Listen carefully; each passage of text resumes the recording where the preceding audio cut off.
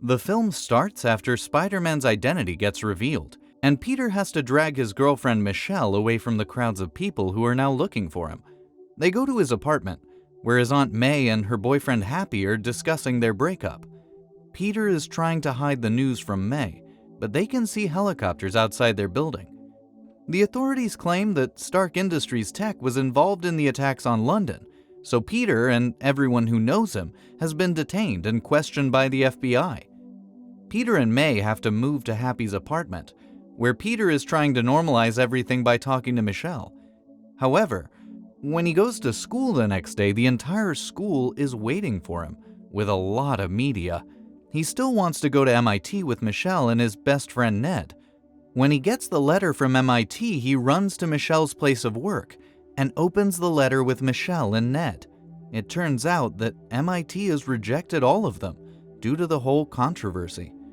Peter feels bad for dragging his friends like that, so he goes to have a talk with Dr. Strange. Strange agrees to use a spell that he uses often to remove memories of countless paranormal disasters. So they both go to a room that is supposedly connected to multiple realms. When Strange starts casting the spell, Peter finds out that every single person on Earth will forget that he's Spider-Man. He doesn't want that, and he starts altering the spell. This disturbs the spell, and Strange has to contain it before it causes chaos. He's mad at Peter and tells him to just talk to the university faculty and plead his case a little more. So, Peter calls a friend and finds out about the assistant vice chancellor who's visiting New York. She's stuck in traffic, and Peter goes up to her and explains how his friends shouldn't get dragged along with his problems. Peter's just pleading his case when he gets a tingle about a danger. Just then, people start running away from something, and it turns out to be a villain named Dr. Octavius. Octavius wants revenge from Spider-Man, so he starts attacking Peter, who's trying to save others. The assistant vice chancellor is stuck in her car and it's about to go down the bridge, and Peter has to use his webs to stop it from falling down. However, he gets caught by the crazy man, who tears away Peter's suit. Octavius takes off Peter's mask, and he's confused because it's not the Spider-Man that he remembers. Just then, the microchips from Peter's suit take over the tentacles, and Octavius is now stuck. Peter saves the woman, who promises to help with his admission before leaving. Peter is still trying to find out about Octavius when they see the Green Goblin flying towards them. But just before he grabs them, Peter goes through a portal and falls into Strange's place. Octavius and a lizard guy are placed inside prison-like compartments. Strange says that his spell malfunctioned, and it opened portals to multiple dimensions. And now, a lot of unwanted people have entered their dimension.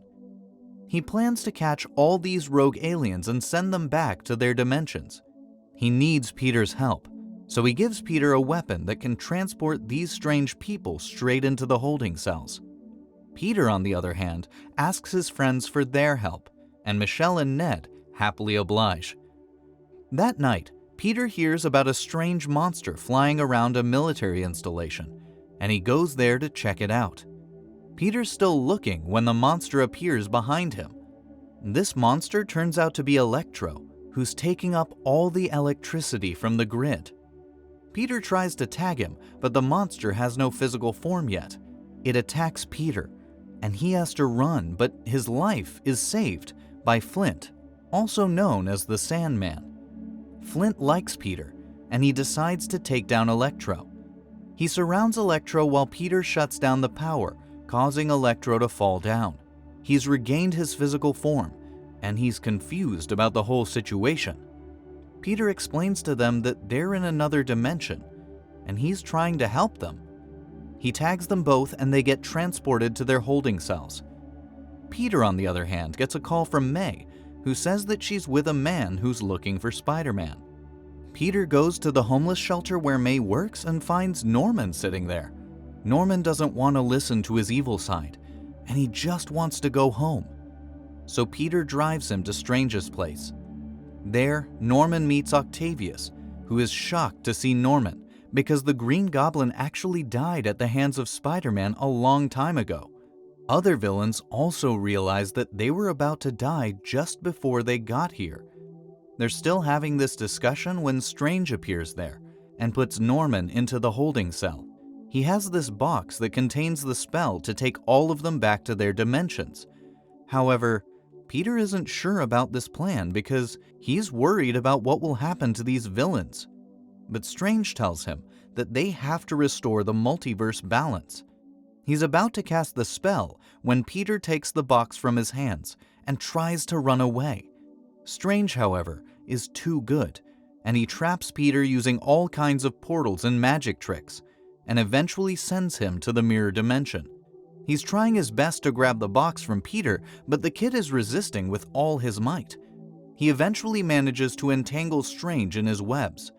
He then grabs the box, and also Strange's ring before leaving the mirror dimension. He goes back to the dungeon and tells the villains that he wants to find a solution to their problems so that they don't die after going back to their dimension. The villains don't really have a choice, so they all agree to help. Peter takes all of them to Happy's place, where he has the tools needed for this job. Norman helps him along the way, and pretty soon they have a gadget that can help Octavius. Octavius is resisting the treatment, but after Peter is done, Octavius feels much better, and he's come back to his bubbly nature. Norman starts making a cure for his evil side, while Peter tries to remove the electricity from Electro's body. This is when his senses warn him of imminent danger, and Peter starts looking for the cause. He eventually finds it and stops Norman, who is now under the control of his evil side. He's become Goblin, and he doesn't want any cure. Peter asks May to leave the building with all the cures. Meanwhile, Electro gets his hands on the arc reactor and causes havoc for everyone. Most of the villains escape in front of all the news cameras. However, Peter is still fighting the Goblin. Goblin wants to destroy Peter, and he even corners May at the ground floor. He tries to take out May, but Peter somehow manages to save her from the explosion.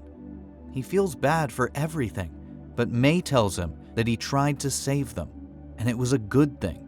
They both try to walk out, but May collapses right next to Peter. He can see that she's hurt, and she's losing a lot of blood. She tells him to be responsible with all the power that he has, and after that, she dies in his arms. Michelle and Ned hear about all of this, and they're worried about Peter. Ned can open portals, and he tries to look for Peter, and actually finds Spider-Man. However, this Spider-Man is from another dimension, and he's just as confused as they are. Ned tries again, but finds another Peter Parker, who's also from some different dimension. The two Spider-Men have an interesting interaction before they decide to look for Peter. Michelle remembers where Peter goes when he's sad, and she finds him sitting on top of a building. He's hurt, but the other two Spider-Men remind him that good things require sacrifices. They've also lost loved ones, and they don't want Peter to be revengeful. So instead, they all decide to cure these villains so that they can return to their dimensions. They go back to a lab where they make all the cures.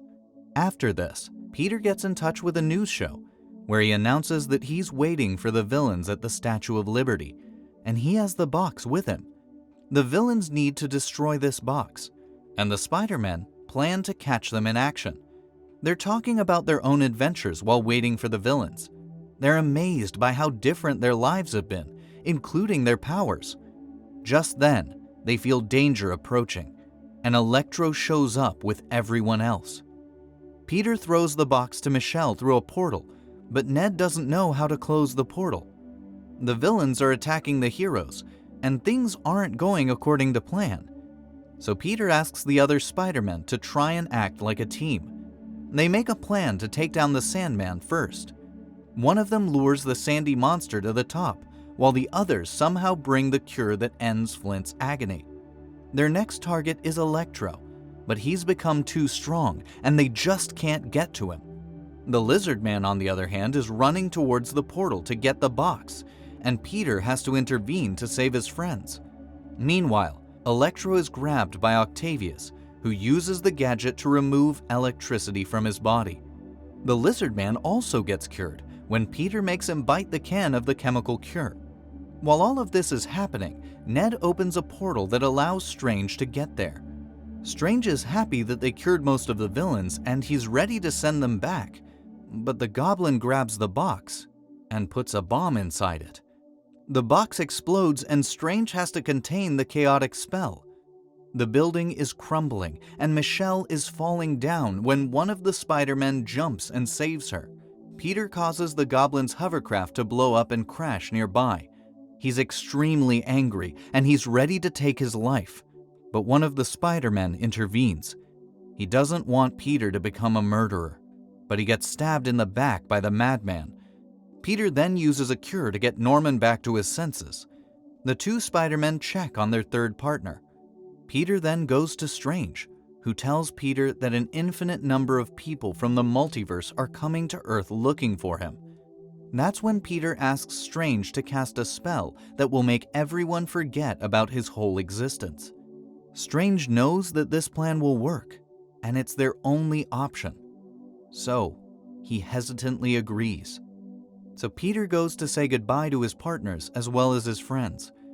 He tells Michelle and Ned that he'll find them and make them remember him. And just then, Strange casts the spell, and everyone goes back to their universe. Some weeks later, the news doesn't know who Spider-Man is, but they're blaming him for the destruction of the Statue of Liberty. Peter, on the other hand, goes to Michelle's workplace, and he's practicing a speech to remind her of their relationship. He sees both of them there, but finds out that his friends are actually excited to go to MIT, and they're happy with their lives. So instead of telling them, he just wishes them good luck and leaves. He finds Happy at May's grave, but even he doesn't remember Peter. In the end, Peter goes back to his old apartment and starts his life as Spider-Man once again. The film ends with Peter receiving a distress call and jumping from his apartment.